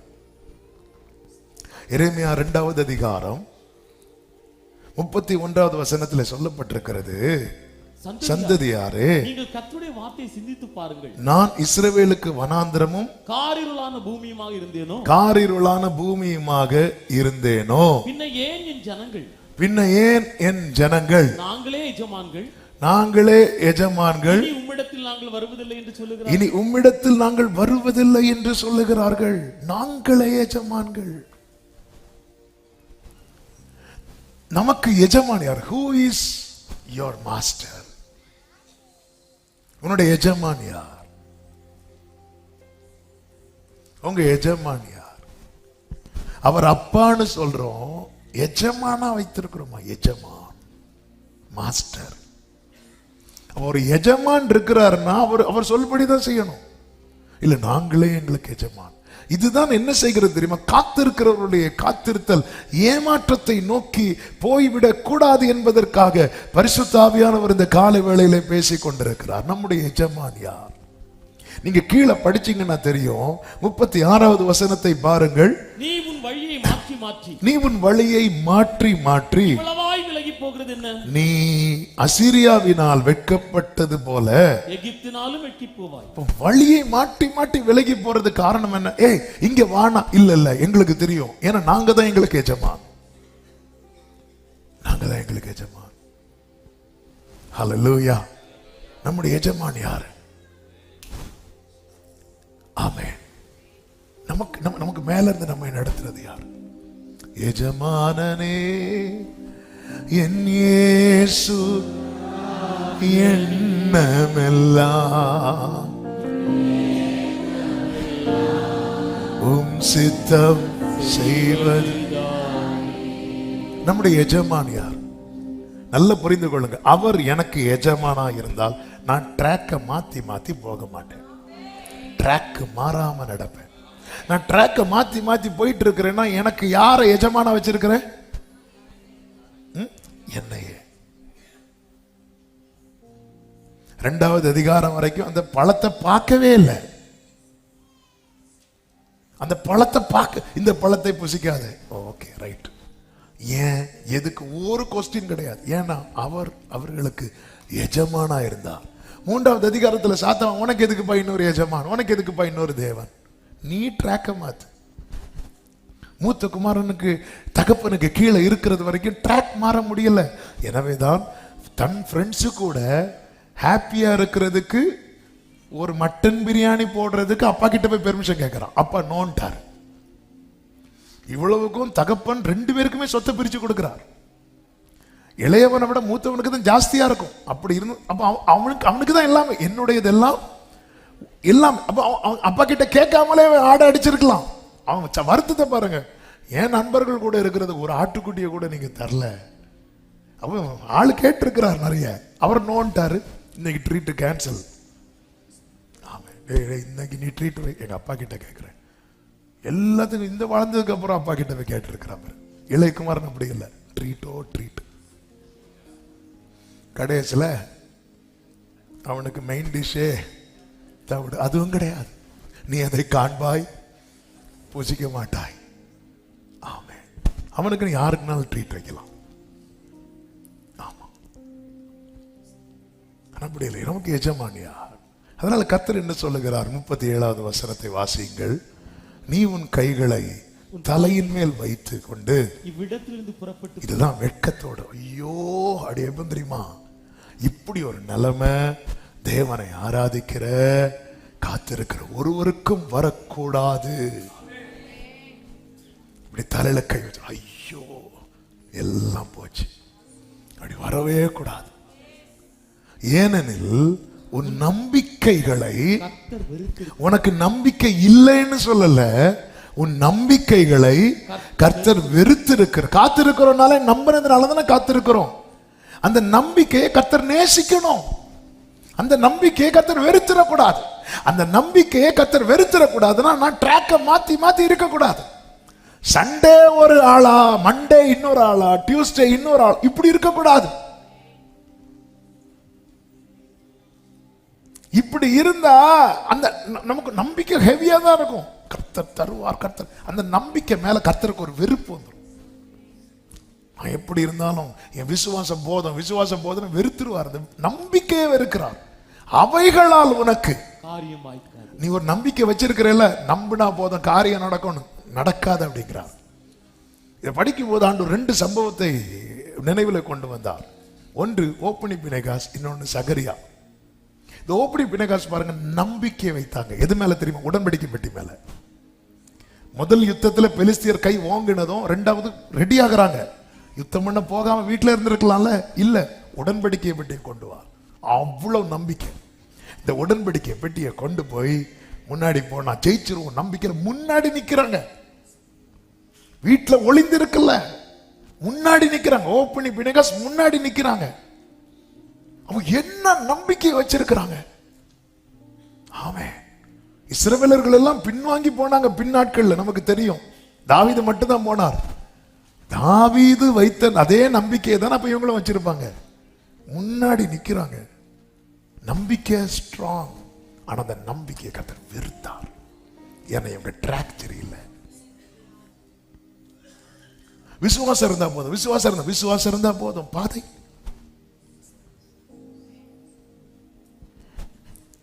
கிரியை இல்லாத விசுவாசம் செத்தது. எவ்வளவு நம்பிக்கை வச்சிருப்பாங்க ஃப்ரெண்ட்ல. அது யுத்தம். இந்த வீடு காண போகல, யுத்தத்துக்கு போறாங்க. ஆமா, உயிரோடு இருந்தா திரும்பி வருவாங்க. அதுவும் அதுல ஒருவனுடைய மனைவி கன்சீவா இருக்கிறான். அவன் அதை சாக்கா சொல்லி வீட்டுல இருந்திருக்கலாம். இல்ல, நான் வரேன். யுத்தத்துல ஃப்ரண்ட் லைன்ல நிக்கிறாங்கன்னா எவ்வளவு நம்பிக்கையை வைத்திருப்பாங்க. அந்த நம்பிக்கையை கர்த்தர் வெறுத்தார். ஏன்னா ட்ராக் சரியில்லை. இனி சகரியாவை பாருங்க. சகரியா, எலிசபெத். இந்த சகரியா பாதை சீரா இருந்தது, ஆனா நம்பிக்கையோ குறைவா இருந்துச்சு. கர்த்தர் சொல்றார், உன் வேண்டுதல் கேட்கப்பட்டது.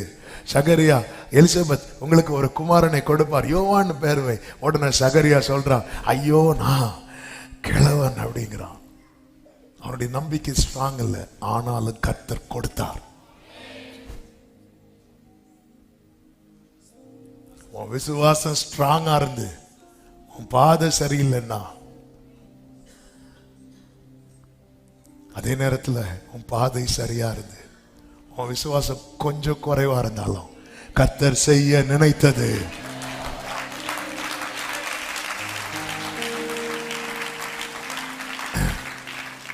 நான் நம்புறேன் ஃபுல்லா வீட்டுல வார்த்தை எழுதி வச்சு வாசிச்சுட்டு இருக்கிறேன், எல்லாம் செய்யறேன். ஆனா என் ட்ராக் அது வேண்டாம், அதுல மட்டும் கை வச்சிடாதீங்க. நம்பினா போதும். ஓப்பனி பினெகாசுக்கு இல்லாத நம்பிக்கை நம்மள்ட்ட இருக்கு. ஒரு நாளாவது ஜெபம் பண்ணிருப்பாங்களா அவங்க? ஆனா என்ன நம்பிக்கையில யுத்தத்துல ஃப்ரெண்ட்ல நிக்கிறாங்க. அவங்க போக வேண்டிய ஏலி வீட்டுல இருந்தது போல அவங்களும் இருந்திருக்க வேண்டியதானே. பல காரணங்களை சொல்லி என் மனைவி கன்சீவா இருக்கிறா, இல்ல அவ்வளவு கான்பிடென்ட், அவ்வளவு நம்பிக்கை. ஆனா அந்த நம்பிக்கைக்கு அவங்களுக்கு ஒரு குறைவில்லை, ஆனா பாதை சரியில்லை. ஏன்னா அவங்களுக்கு அவங்களே எஜமான். தீர்க்கதரிசி மூலம் சொல்லப்பட்ட வார்த்தையை தட்டினார்கள். ஏலி மூலம், ஏலி கூப்பிட்டு சொல்றேன், இங்க பாருங்க இப்படி பண்ணாதீங்க, தட்டுனாங்க. நமக்கு நாமே எஜமானா இருந்து நான் கர்த்தரை நம்புறேன், கர்த்தருக்கு காத்திருக்கிறேன், கர்த்தர் சொல்ற அந்த ஒன்ன நான் வெறுக்கிறேன்னு சொல்லல, அந்த நம்பிக்கையே நான் வெறுக்கிறேன் அப்படின்ட்டா. கர்த்தர் வெறுத்துட்டாருன்னு வைக்கல, அது அது அது செல்லுபடி ஆகாம போயிடும். துன்மார்க்கருடைய ஜெபம் கர்த்தருக்கு அருவருப்பானது. அப்போ என் ஜெபம், நான் துன்மார்க்கத்திலிருந்து ஜெபத்தை ஏறெடுத்த அந்த என் ஜெபத்தை கர்த்தர் அருவருத்துட்டாருன்னா முடிச்சு, அதுக்கு பதில் வராது. எப்படி பதில் வரும்? அருவருப்பெல்லாம் அப்புறப்படுத்துவோம் அல்லவா? பரலோகத்தில் அருவருப்புக்கு எங்கே ஸ்தானம் இருக்கிறது? அது பரிசுத்த ஸ்தலம் அல்லவா? கர்த்தர் வெறுக்கிற என் நம்பிக்கை கர்த்தர் வெறுக்கிறார்னா என் நம்பிக்கை பரலோகத்தில் எட்டாது. என் ஜெபத்தை கர்த்தர் அருவருக்கிறார்னா என் ஜெபம் பரலோகத்தில் எட்டாது. எனவே தான் கர்த்தர் சொல்கிறார், நீ எனக்கு முன்பாக நடந்து கொண்டு வந்துரு. யோசுவா பிரதான ஆசாரியனுக்கு யோசுவா போல வந்து நின்று அவர் மாத்துவா. உருவாக்க ஒப்பு கொடுங்கள். ஆமென். காத்திருத்தல். யாருமே தேவனை ஆராதிக்கிற பிள்ளைங்க இப்படி சொல்லக்கூடாது. ஆரோக்கியத்துக்கு காத்திருந்தோம், ஆபத்து சமாதானத்துக்கு காத்திருந்தோம், இல்ல இப்படி சொல்லிடக்கூடாது என்பதற்காக தான் கடந்த நாட்களில் பரிசுத்த ஆவியானவர் இந்த வார்த்தையை தந்து பேச வைத்துக் கொண்டிருக்கிறார். நீங்க சரியான பாதையை தான் தெரிந்தெடுத்து பயணிக்கிறீங்கன்னா சில தடுமாட்டங்கள் வரும். சகரி எத்தனை வருஷம் அவனுடைய அவிசுவாசத்தின் நிமித்தம் கர்த்தர் அவன் வாயதான் அடைத்தாரே தவிர எலிசபெத்தின் கற்பத்தை அடைக்கல. என் ஆண்டவர் வந்து சிட்சை என்பது அது தண்டனை அல்ல, அது எனக்கு நன்மை. ஆண்டவர் என்ன பண்ணிருக்கலாம்? கற்பத்தில் அடைச்சிருக்கணும். நீ இப்படி சொன்ன, அவ கற்பத்தை நான் அடைக்கிறேன் இல்ல, வாய் அடைச்சார், கற்பத்தை ஓபன் பண்ணார். ஆனா இவங்களை பாருங்க, ஓ நான் அவ்வளோ நம்பிக்கை வச்சு அந்த நம்பிக்கை அது அது கர்த்தர் இல்லப்பா எனக்கு வெறுப்பா இருக்குன்னு சொல்லுவார்னா, காயினுடைய காணிக்கை மட்டும் இல்லைங்க, நம்பிக்கை இருக்கு, ஜெபம் இருக்கு, எல்லாமே இருக்கு. அதனால அவைகளால் உனக்கு காரியம் நம்பி. இப்படி பாதை மாற்றவங்களுக்கு கர்த்தர் எப்படி சொல்லுவார் தெரியுமா? என்ன நம்பி ஏமாந்துராது. புதுசா இருக்குல்ல? தான் கேட்டார், ஓப்பனி பிணைகாசுக்குள்ள இல்லாத நம்பிக்கையே ஒன்றை இருக்குன்னு கேட்டார். கையெடுத்துட்டேன், அதை டைப் பண்ணவே கையாடுது. அந்த மெசேஜை டைப் பண்ணிட்டு இருக்கும். அவங்களுக்கு இல்லாத நம்பிக்கையே உனக்கு இருக்கு. அந்த நம்பிக்கையில பாதி இருக்குமா சபையே? எப்படி முன் ஃப்ரண்ட் லைன்ல நிக்கிறாங்க பாருங்க. ஏன்னா அவங்க என்ன உடன்படிக்கப்பட்டு இருக்குல்ல, எப்படி தோற்போம், எப்படி தோக்க விடுவார், இப்படிதான் நம்பணும். ஆனா அந்த நம்பிக்கையை கர்த்தர் நேசிக்கிறாரா வெறுக்கிறாரா? சகரியா பாருங்க, அவன் டவுட் பண்றான், என்ன ஆண்டவரே. இந்த பிராகாரத்துல நிக்கிறவங்களுக்கு எல்லாம் சந்தேகம் வராது, இந்த உள்ள நிக்கிற மக்களுக்கு தான் சந்தேகம் வரும்.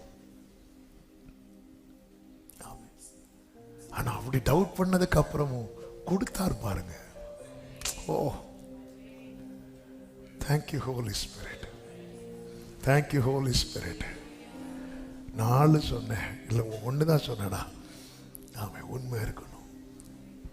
அடுத்து நான் சொல்லி விடுகிறேன், இன்னைக்குள்ள மெசேஜ் கிடைச்சிட்டு நம்புறேன். 2வது நமக்கு என்ன தேவை தெரியுமா? பொறுமை. எபிரேயர் 10:36 வாசியுங்கள். நீங்கள் தேவனுடைய சித்தத்தின்படி செய்து வாக்குத்தத்தம் பண்ணப்பட்டதை பெறும்படிக்கு பொறுமை உங்களுக்கு வேண்டியதா இருக்கு. அந்த வார்த்தை கவனிச்சிங்களா? வாக்குத்தத்தம் பண்ணப்பட்டதை பெறும்படிக்கு பொறுமை தேவை. அதை பெறும் வரைக்கும் நம்ம என்ன செஞ்சிட்டு இருக்கணுமா? தேவனுடைய சித்தம். அப்ப என்ன இந்த பொறுமை என்பது எதுக்கு தெரியுமா? என்ன கம்ப்ளீட்டா அவருடைய சித்தத்துக்கு உட்பட்டவனாய் மாட்டுவதற்கு. அப்ப நான் வெயிட் பண்ணணும். நான் இன்னும் மாறல, நான் மாறிட்டேன்னா கர்த்தர் தருவார். அப்ப நான் மாறணும். எப்படி மாறணும்? தேவனுடைய சித்தத்தின்படி செய்வதற்கு. பவுல பாருங்க, நீ போ தமஸ்குவுக்கு போ, அங்க நான் உனக்கு தெரிவிப்பேன். ஒவ்வொன்றாய் தெரிவிக்கிறார். ஒவ்வொரு காரியத்தை வெளிப்படுத்துகிறார். எடுத்ததுமே சொல்லி எடுத்ததுமே இல்லை. இந்த பொறுமை. நாம் காணாததை நம்புவோமானால் அதை அடைய பொறுமை நமக்கு தேவையா இருக்கிறது என்று ரோமர் 8:25 சொல்லப்பட்டிருக்கிறது. பொறுமை தேவை. மூன்றாவது நம்பிக்கை தேவை. அந்த நம்பிக்கை தான் என்ன தெரியுமா? வாக்குத்தத்தம் பண்ணினவர் உண்மை உள்ளவராயிருக்கிறார். எபிரேயர் 10:23 அல்லாமலும் நம்முடைய நம்பிக்கையை அறிக்கையிடுகிறதில் அசைவில்லாமல் உறுதியாய் இருக்க கடவோம். வாக்குத்தத்தம் பண்ணினவர் உண்மையுள்ளவராயிருக்கிறார்.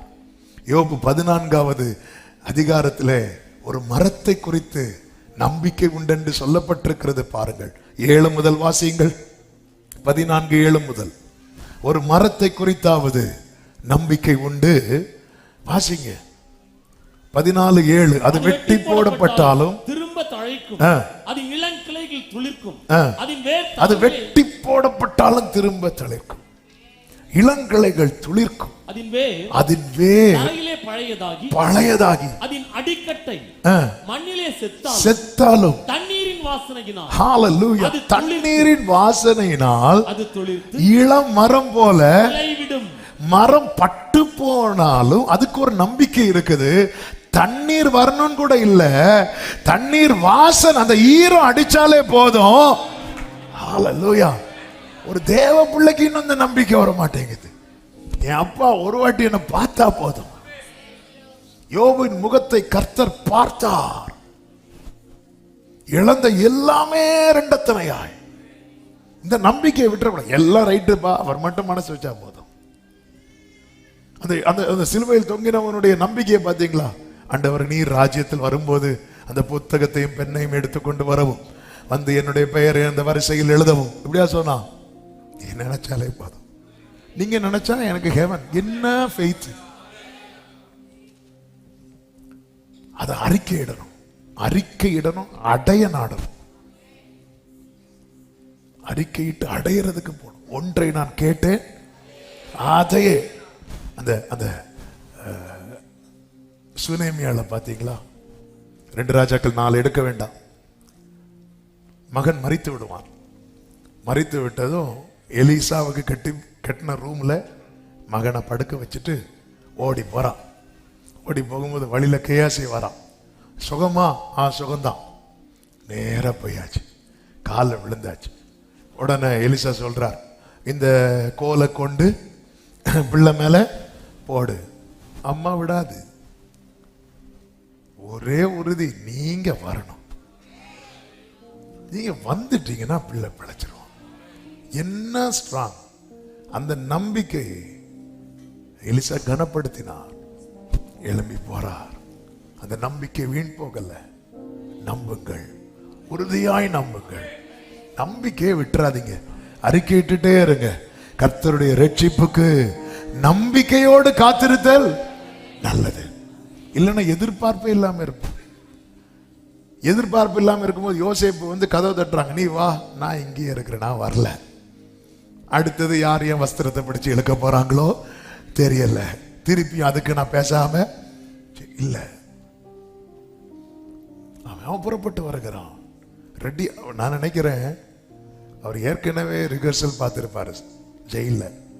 நீ உத்தரவு சொல்லுகிறவனாச்சே, ஐயோ கையும் ஓடல. அப்படி இல்லை, நான் அல்ல, தேவனை தெளிவா அடிக்கிறார். ஆமா, இந்த காத்திருக்கும் காலத்துல நிறைய பிராக்டிஸ் பண்ணிருங்க. அவன் எப்படி சாட்சி சொல்லணும், 4 பேர் வந்து கேட்பாங்க, அப்ப என்ன சொல்லணும், அப்ப பெப்ப முடிச்சுட்டு அந்நிய பாஷை பேசிட்டு இருக்க. கேட்டா கேட்கிறவங்களுக்கு உன் நம்பிக்கைய பொறுமையா சொல்லு. சாந்தமா நீ உன் நம்பிக்கை என்னன்னு சொல்லுன்னு 1 பேதுரு 3 இருக்கு. கேட்கிறவங்களுக்கு உன் நம்பிக்கையை சொல்லு. நீ அப்படி நம்பிட்டு இருக்கிற, அது நான் நம்புறேன், நீ அதை விசுவாசிக்கலன்னா உனக்கு ஐயோ என்னெல்லாமோ பேசி விட்டுருவோம். அதோட அவங்க அதை கொஞ்சம் வரணும்னு நினைக்கிறது கூட நம்பிக்கை அறிக்கையிடணும். நீங்க வந்தே ஆகணும். 4வது ரொம்ப முக்கியமான காரியம் என்ன தெரியுமா? சதையான இருதயம் தேவை. ஆமீன். வரல? எசேக்கியேல் 36வது அதிகாரம் 26 முதல் நீங்கள் பார்க்கும்போது 26 உங்களுக்கு நவமான இருதயத்தை கொடுத்து உங்கள் உள்ளத்திலே புதிதான ஆவியை கட்டளையிட்டு கல்லான இருதயத்தை எடுத்து சதையான இருதயத்தை உங்களுக்கு கொடுப்பேன் அப்படிங்கிறார். இப்படி கொடுத்ததுக்கு அப்புறம் அவர் சொல்றாரு, அதனுடைய 33 முதல் வாசியுங்கள். கர்த்தராகிய ஆண்டவர் சொல்லுகிறது என்னவென்றால், நான் உங்கள் அக்கிரமங்களை எல்லாம் நீக்கி உங்களை சுத்தமாக்கும் காலத்திலே பட்டணங்கள் குடியேற்றுவிப்பேன், அவாந்தரமான ஸ்தலங்களும் கட்டப்படும், பாழாக்கப்பட்ட தேசம் கடந்து போகிற யாவருடைய பார்வைக்கும் பாழாய் கிடந்ததற்கு பதிலாக பயிரிடப்படும். பாழாய் கிடந்த இத்தேசம் ஏதேன் தோட்டத்தை போல ஆயிற்றென்றும், அவாந்தரமும் பாழும் நிர்மூலமாயிருந்த பட்டணங்கள் அரணிப்பானவைகளும் குடியேற்றப்பட்டவர்களுமாய் இருக்கிறது என்றும் சொல்லுவார்கள். அடுத்த வார்த்தை, கர்த்தராகிய நான் நிர்மூலமானவைகளை கட்டுகிறேன் என்றும் பாழானதை பயிரிலமாக்குகிறேன் என்றும் அப்பொழுது உங்களை சுற்றிலும் உள்ள மீதியான ஜாதிகள் அறிந்து கொள்வார்கள். நல்ல கர்த்தராகிய நான் இதை சொன்னேன். சொன்னதை செய்யணும்னா கர்த்தர் சொல்றார், உன் இருதயம் மாறணும் அப்படிங்கிறார். இந்த கல்லான இருதயம், கல்லான இருதயம் கட்டினம். ஆண்டவர் எதை விரும்புகிற புதிய உடன்படிக்கை என்ன தெரியுமாங்க? கர்த்தர் வார்த்தை எங்க எழுத விரும்புகிறார்? உள்ளத்தில் எழுத விரும்புகிறார். இதுக்கு முன்னாடி வார்த்தை எங்க எழுதி கொடுத்தார்? கல்லில் எழுதி கொடுத்தார். அப்போ புதிய உடன்படிக்கை என்னன்னு அவர் எங்க எழுதுறார்? உள்ளத்துல. உள்ளத்துல எழுதுறான்னு பார்த்தா அங்கே என்னதான் இருக்கு? ஆண்டவர் சொல்ற, நான் ஏற்கனவே எழுதிட்டேங்கிறார். இப்போ வார்த்தை எழுதுனதானே நடக்கும். எழுதுறதுக்கு முன்னாடி வேலை இருக்கு. பேப்பர் வேணும்ல, பென்னு ரெடி, எழுதுறவரும் ரெடி, பேப்பர் ரெடி இல்லை. எக்ஸாம் ஹாலில் வெயிட் பண்ணிட்டு இருப்போம். பெல் அடிச்சதும், மேடம் பேப்பர்.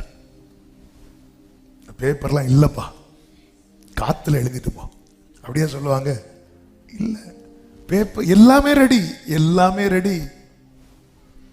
ஆண்டவர் சொன்ன, நான் பழைய உடன்படிக்கை பண்ண வரல, உன் கூட புதிய உடன்படிக்கை பண்ண வந்து இருக்கிறேன். பழைய உடன்படிக்கை நான் கல்ல எழுதுனேன், இப்ப நான் உள்ளத்தில் எழுத வந்திருக்கிறேன். கல்லான இருதயத்தை எடுத்து.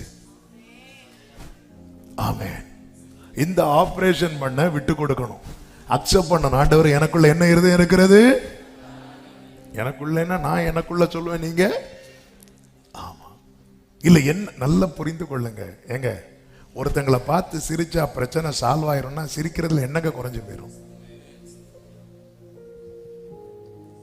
என்ன வந்தாலும் இவங்களை பார்த்து இந்த இருதய கடினத்து நிமித்தம் கர்த்தர் 40 இயர்ஸ் வெயிட் பண்ணி பார்த்து 40 வருஷமும் இல்லை இப்படிதான் சொன்னதும் அவங்களுக்கு அந்த ப்ராமிஸை ஸ்டாப் பண்றார். என்னுடைய இளைப்பாறுதல்ல பிரவேசிப்பது இல்லை என்று கோபத்தில் ஆணையிட்டு என்கிறார். இளைப்பாறுதல் தான் அவர் கொடுக்கிற ப்ராமிஸை பிளாக் பண்ணிட்டார். ஒருத்தங்கள்ட்ட பேசி பிரச்சனை சால்வ் ஆயிரும் அப்படின்னா பேசிருங்க, அவங்க பேசட்டும், நான் பேசுறேன். ஆபிரகாமோடு கர்த்தர் 13 வருஷம் பேசாம இருந்தார். அதற்கு காரணம் கர்த்தரா ஆபிரகாமா? ஆபிரகாம். அதுக்கப்புறம் யார் ஃபர்ஸ்ட் வந்து பேசுறா? கர்த்தர். ஆபிரகாம் ஆகார் ட்ராக் பார்த்து மாறி போயிடுவார், ஆண்டவர் அமைதியாயிருவார் 86 வயசுல. அடுத்து 99 வயசு வரை கர்த்தர் பேசவே இல்லை. 99வது வயசுல கர்த்தரே தான் பேசுறார். கர்த்தர் ஆபிரகாமுக்கு தரிசனமாகி. அதான் முந்திக்கொள்ள பழகணும். நான் இப்படி இருக்கிறதுனால அவங்கள நான் வேதனைப்படுத்துறேன்னு நினைச்சிட்டு இருக்கிறேன். என் வாழ்க்கையில வர வேண்டிய நன்மையை நான் தடுத்துட்டு இருக்கிறேன். நம்முடைய இருதய கடினம் வர வேண்டிய நன்மைகளை வரவிடாதபடிக்கு பிளாக் பண்ணி வைத்திருக்கிறது. நம்ம ஹார்ட்ல ஏதாவது பிளாக்னாலே ஓடி போய் விழுந்துடுறோம். என்ன வேணாலும் பண்ணிருங்க, இல்ல ஆபரேஷன் தான் பண்ணணும்னாலும் பண்ணிருங்க, ஏன்னா ரொம்ப முக்கியம். அதே போல நம்ம ஹார்ட்னால எவ்வளவு பிளாக் ஆயிருக்கு தெரியுமா? எவ்வளவு பிளாக் ஆயிருக்கு. ஒருத்தங்களை பார்த்து ஒப்புரவு ஆயிட்டோன்னு வைங்களேன், அந்த பிரச்சனை அதோட சால்வ் ஆயிரும்னா ஒப்புரவு ஆயிருங்க. ஏன் நீட்டி நீட்டி நீட்டி நீட்டி நீங்களும் நன்மையை பார்க்கல, தலைமுறைய நன்மையை பார்க்க விட மாட்டேனா? ஆமென். ஹல்லேலூயா. கொஞ்சம் கஷ்டமா தான் இருக்கும். ஆமென். நல்லா புரிந்து கொள்ளுங்கள். கல்லான இருதயம் எடுத்து சதையான இருதயம் வைக்கப்படலைன்னா எனக்கு உள்ள என்ன எழுதப்படாது தெரியுமா? வார்த்தை எழுதப்படாது. என் இருதயத்தில் அவரால் வார்த்தை எழுதப்படவில்லை என்றால் என் வாழ்க்கையில் எப்படி அந்த வார்த்தை நிறைவேறும்? புத்தகத்தில் எழுதப்பட்டது என் இருதயத்தில் எழுதப்படும் போது என் தலைமேல் அது உதிக்கும். உதிக்கிற உன் ஒளியினிடத்திலே ராஜாக்கள் வர வேண்டுமானால் புத்தகத்தில் எழுதப்பட்டது உன் இருதயத்தில் எழுதப்பட வேண்டும். அவ சதையான இருதயம்னா சிம்பிளா சொல்லணும்னா யாவரோடும் சமாதானம். அது இல்லைனாலும் ஏதோ ஒரு பகுதி நமக்கு என்ன இருக்கு சொல்லுங்க. ஏன் அப்படி கல்லா இருக்கிறீங்க? ஏதோ ஒரு பகுதி நமக்கு எப்படி இருக்கு? கல்லா. ஆண்டவர் நமக்காக தம்மை மாட்டுவார் நினைக்கிறீங்களா? அவர் சாயலாக நம்மை முன்குறித்து இருக்கிறார். இந்த சாமுவேலை பாருங்க. சாமுவேல் நியாயாதிபதியா இஸ்ரவேல் நியாயம் விசாரிச்சுட்டு இருப்பார், தீர்க்கதரிசி. அப்ப அவர் முதிர் வயதாகும் போது இஸ்ரவேலர்கள் எங்களுக்கு ஒரு ராஜா வேணும் கேட்பாங்க. சாமுவேல் அவருடைய பிள்ளைகளை வைப்பார். பிள்ளைங்க சாமுவேல் மாதிரி இல்லை. உடனே ராஜா வேணும் கேட்டதும் சாமுவேலுக்கு ரொம்ப கஷ்டம் ஆயிரும். ஏன்னா ஏலியின் பிள்ளைகளை விட சாமுவேல் பிள்ளைங்க பரவாயில்ல. ஆனா ஏலியின் பிள்ளைகள் இருக்கும் போதே இவங்க ராஜா வேணும்னு கேட்கல. அப்ப சாமுவேல் பிள்ளைங்களை வச்சதும் இல்லை எங்களுக்கு ராஜா வேணும்னு கேட்டதும் ரொம்ப சங்கடம் ஆயிரும். இந்த ஜனங்களுக்காக நான் இவ்வளோ நின்னேனே அப்படி சொல்லிட்டு ஆண்டவர்கிட்ட போகும்போது ஆண்டவர் சொன்னா, நீ கவலைப்படாத, அவங்க சொல்றதெல்லாம் செய், அவங்க ஒன்ன தள்ளல என்ன தள்ளுனாங்க அப்படின்னு சொல்லி அதே போல ராஜாவாக ஏற்படுத்தி வைத்த பிறகு சாமுவேல் தன்னுடைய முதிர் வயதில் எல்லாரையும் கூப்பிடுறார். கூப்பிட்டு ஒரு வார்த்தை கேட்பார் பாருங்க. 1 சாமுவேல் 12வது அதிகாரம் 3வது வசனத்துல சவுலும் இருக்கிறார், அதாவது அபிஷேகம் பண்ணப்பட்ட ராஜாவும் இருக்கிறார். எல்லாரையும் நிறுத்தி வைத்து கேட்கிறார், நான் யாருடைய எருதை எடுத்துக்கொண்டேன், யாருடைய கழுதையை எடுத்துக்கொண்டேன், யாருக்கு அநியாயம் செய்தேன், யாருக்கு இடுக்கண் செய்தேன், யார் கையில் பரிதானம் வாங்கி கொண்டு கண்சாடையா இருந்தேன், சொல்லுங்கள், அப்படி உண்டானால் அதை உங்களுக்கு திரும்ப கொடுப்பேன். என்ன ஒரு ஒப்புரம்! சாமுவேலுக்கு தெரியும் அவர் அப்படி செய்யலன்னு. அதை ஜனங்க முன்னாடி எடுத்து வைக்கிறார். உங்களை நான் ஏதாவது கஷ்டப்படுத்தி இருந்தா சொல்லுங்க, உங்களை நான் ஏதாவது காயப்படுத்தி இருந்தா சொல்லுங்க. உறவாடுகிறவனுடைய குவாலிட்டி, ஆவிக்குரிய முதிர்ச்சி இது. சொல்லிட்டு அவர் ஆண்டவரை நோக்கி பார்க்கும்போது இடி முழக்கம் கேட்கும். கர்த்தரா சாமுவேலுக்காக அப்படி வைராக்கியம் கொண்டு ஜனங்கள்லாம் கதற ஆரம்பிப்பாங்க, ஜனங்கள்லாம் அழ ஆரம்பிப்பாங்க. ஐயா, நாங்க தப்பு பண்ணிட்டோம், நாங்க உங்களை இப்படி பண்ணிட்டோம், தப்பு பண்ணிட்டோம், நீங்க எங்களுக்காக வேண்டிக் கொள்ளுங்கள் சொல்லும் போது அடுத்து சாமுவேல் ஒரு வார்த்தை சொல்லுவார் பாருங்க. 23வது வசனம், நானும் உங்களுக்காக விண்ணப்பம் செய்யாதிருப்பேன், ஆனால் நான் பாவம் செய்கிறவனாயிருப்பேன். க்ளோரி, அது எனக்கு தூரமாயிருப்பதாக. இதுதாங்க சதையான இருதயம். என்னை காயப்படுத்துறவனுக்காகவும் நான் ஜெபிக்கணும். அப்படி நான் ஜெபிக்காமல் இருந்தால் நான் என்ன செய்கிறவனாயிருப்பேன்? அது எனக்கு அவன் நமக்கு தூரமா இருக்க பார்க்கிறோம். இல்ல, அது அடுத்த வார்த்தை சொல்றாரு பாருங்க, நன்மையும் செவ்வையுமான வழியை நான் உங்களுக்கு போதிப்பேன். ஏன்னா அவர் அதை தான் தெரிந்தெடுத்தார். ஆமே. நம்ம என்ன பண்ணுவோம்? நம்ம காயப்படுத்தின ஒரு ஆள் நம்ம வேதனையில கத்தும் போது ஆண்டவர் பழி வாங்குவார். ஏன்னா பழி வாங்குதல் கத்தருக்குரியது. அப்படி பழி வாங்கும் போது நம்ம பார்த்து, பதியா கத்தர் எனக்கு என் பக்கம் நிக்கிறார், பதியா பதியா. ஆமே. சாமுவேல் என்ன சொல்றாரு தெரியுமா? அது எனக்கு தூரமா இருப்பதா. நீங்க கஷ்டப்படும் போது நான் ஜெபம் பண்ணாம இருப்பேன்னு நினைக்கிறீங்களா? இதுதாங்க அது சதையான இருதயம். இது மட்டும் நமக்குள்ள வந்துட்டுனா கர்த்தர் பிராமிஸ் பண்ணுகிறார், நான் சொன்னேன், நான் செய்வேன். எத்தனை பேர் எனக்குள்ள அந்த சதையான இருதயம் வேணும்? கண்களை மூடி, முடிந்தால் முழங்கார் படியிட்டு சேர்ல இருக்கிறவங்க அப்படியே இருந்துக்கோங்க. ஒரு 5 நிமிடம் நம்ம ஜெபித்து முடிக்க போகிறோம். ஹல்லேலூயா. உகந்த காணிக்கையாய் ஒப்பு கொடுத்தேனையா, உகந்த காணிக்கையாய் ஒப்பு கொடுத்தேனையா, சுகந்த வாசனையாய் சுகந்த வாசனையா நுகர்ந்து ஆமென் சுகந்த ஆமென் நுகர்ந்து. ரெண்டு கைகளை உயர்த்தி தகப்பனே தகப்பனே உம் பீடத்தில் தகன பலியானே அப்பா அக்னி இறக்கட்டும் தகப்பனே. இந்த கல்லான இருதயத்தெல்லாம் எரிச்சிருங்கப்பா, அதை எடுத்துருங்கப்பா, சதையான இருதயத்தை தாங்கப்பா. அக்கினி முற்றிலும் எரித்து விடும் ஆண்டவரே. விரும்பி கேளுங்க, விரும்பி கேளுங்க. இனி அந்த கல்லான நெஞ்சம், இந்த கல்வாரி முன்னே இந்த கல்லெல்லாம் இல்லாமல் போகட்டும், விளக்கட்டும்.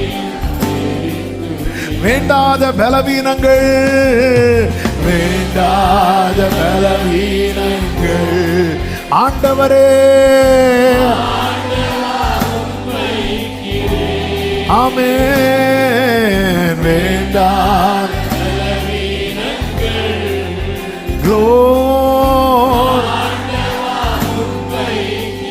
மீண்டும் தலை தூக்காமல்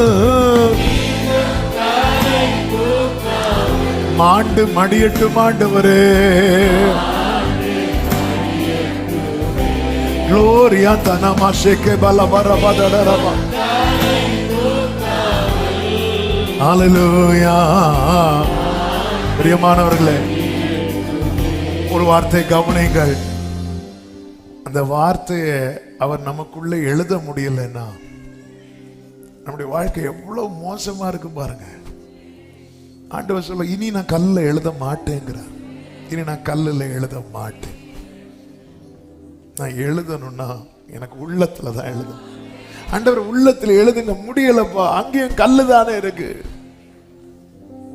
அங்கேயும் கல்லு தானே இருக்கு. ஆண்டவர் வார்த்தை என்னில் எழுதப்படுவதற்கு என்னுடைய இந்த கடினம் தடையா இருக்குமாண்ணா, எடுத்து போடுங்கப்பா. அப்படி ஒப்பு கொடுக்கிறவங்க கைகளை உயர்த்தி, அப்பா உகந்த காணிக்க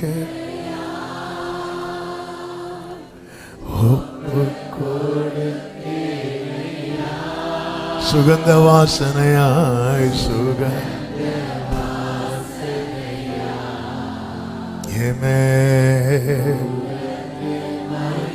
சதையான இருந்து உங்க பார்வையிலே இருக்கணும். பொறுமையா உங்க சித்தத்தை செய்யணும். நம்பிக்கையில உறுதியா இருக்கணும். சதையான இருதயமுடையவர்களா இருக்கணும். ஆண்டவரே, நீர் எப்படி ஆபிரகாமை சொன்னது போல மாற்றினீரோ அப்படியே எங்கள் வாழ்க்கை மாற்றும்படிக்கு, எங்கள் வாழ்க்கை மாறும்படிக்கு எங்களை புதிதாக்கும் ஆண்டவரே, புதிதாக்கும் ஆண்டவரே. அப்படி ஒவ்வொருவரையும் ஆட்கொண்டு ஆசீர்வதிப்பீராக. கிருபை பெருகட்டும்.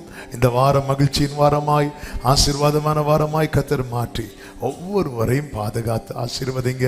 அநேகர் பலவீனத்தோடு இருக்கிறாங்க, சுகம் உண்டாகட்டும் ஆண்டவரே. கர்த்தர் பலப்படுத்துங்க. கண்மணி போல எல்லாரையும் காத்து கொள்ளுங்கப்பா. கிருபை உண்டாகட்டும். தேவைகள் சந்திக்கப்படட்டும். கர்த்தாவே, வாக்குத்தத்தத்துக்கு நேராய் நடத்தப்பட, அதை சுதந்திரிப்பதற்கு ஏதுவாய் உருவாக்கப்பட கர்த்தர் கிருபை செய்வீராக. எங்கள் நம்பிக்கை நீர் வெறுக்கிறதா இராதபடிக்கு நீர் விரும்புகிறதாய் காணப்பட கர்த்தர் அனுகிரகம் செய்தருளும். சமாதானத்தோடு ஒவ்வொருவரையும் அனுப்பி சாட்சியாய் கொண்டு வாரும். எல்லா மகிமை கனம் துதி ஸ்தோத்திரங்கள் ஒருவருக்கே செலுத்துகிறோம். இரட்சகர் இயேசு கிறிஸ்துவின் நாமத்தில் பிதாவே, ஆமென். என் ஆத்துமாவே கர்த்தரை ஸ்தோத்திரி, என் முழு உள்ளமே அவருடைய பரிசுத்த நாமத்தை ஸ்தோத்திரி. என் ஆத்துமாவே கர்த்தரை ஸ்தோத்திரி, கர்த்தர் செய்த சகல உபகாரங்களை மறவாதே.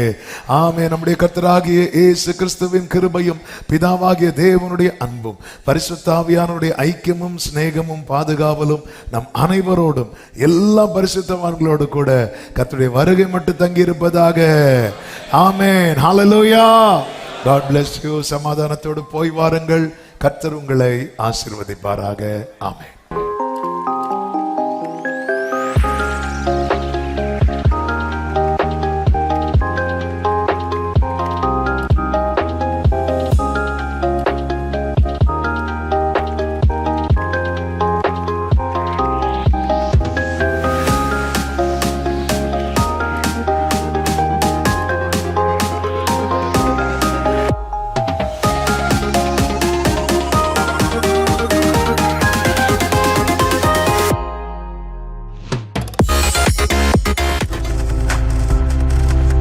நீங்கள் பார்த்து கொண்டிருப்பது உங்கள் ஜாய் டிவி. உங்கள் துக்கம் சந்தோஷமாய் மாறும்.